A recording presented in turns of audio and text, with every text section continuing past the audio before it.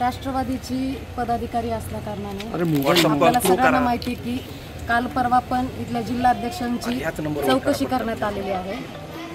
ज्या पोलीस यंत्रणेला ज्या काही माहिती हवी आहे त्या विचारण्याचा प्रयत्न केला आणि माझ्या परीने जे काही सांगता येत आहे तेवढं मी नक्कीच सांगितलं। काय काय विचारलं नेमकं?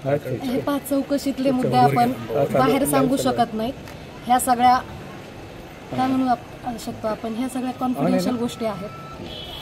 पण मागच्या 7 तासापासून तुमची चौकशी होते, 7 तास नेमकं काय विचारलं? नाही 7 तासापासून असं नाही, माझ्या अगोदर पण बऱ्याच लोकांची चौकशी करण्यात आलेली आहे। मी काय एकटीच नाही, आज माझ्या माहितीप्रमाणे 8-10 लोकांना नोटीस दिलेली होती।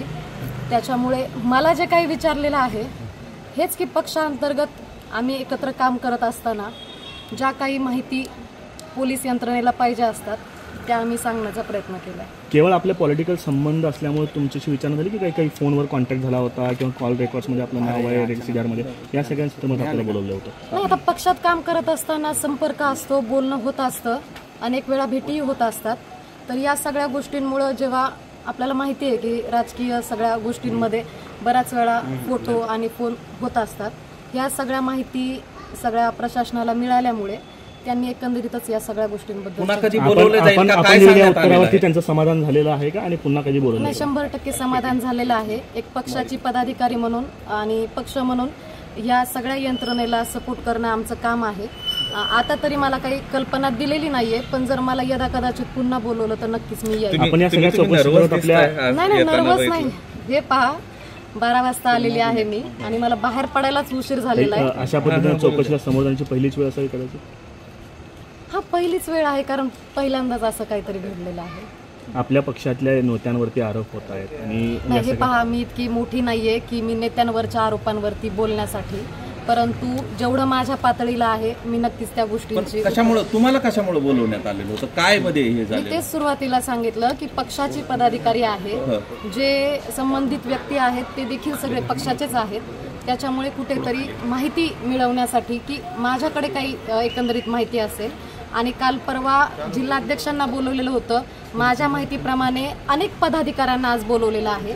बीड पोलीस स्टेशनला जरी 7-8 लोकांना बोलवलं असेल तरी मला असं वाटतं केस पोलीस स्टेशनलाही बऱ्याचशा लोकांना बोलवलं, म्हणजे एकंदरीतच 40 लोकांना बोलवलेले, 40 लोकांच्या चौकशा केलेल्या आहेत। कुठेतरी दबाव महसूस करतात, प्रेशर आहे? नाही, दबावाचं काहीच हे नाहीये। मी आले स्वतःहून, मला जेव्हा सांगितलं की आपल्याला यावं लागतंय मी आले आणि मी या सगळ्या चौकशीला सामोरे गेले। पक्षातल्या वरिष्ठांना काही सांगून आला होता, त्यांना सांगून त्यांनी चालली असं चौकशीला कोणाशी बोलणं झालं होतं? नाही, हे बघा मी तेच सांगतेय की पक्षाची पदाधिकारी म्हणून किंवा पक्ष म्हणून ज्या कुठल्या गोष्टी आहेत त्यांना आम्ही उत्तर देणं भाग आहेत, आणि मला माहिती आहे की नक्कीच पक्षाचे जे पण माझे वरिष्ठ ज्येष्ठ वरिष्ठ आहेत त्यांना ह्या सगळ्या गोष्टी माहीत असणार आहेत।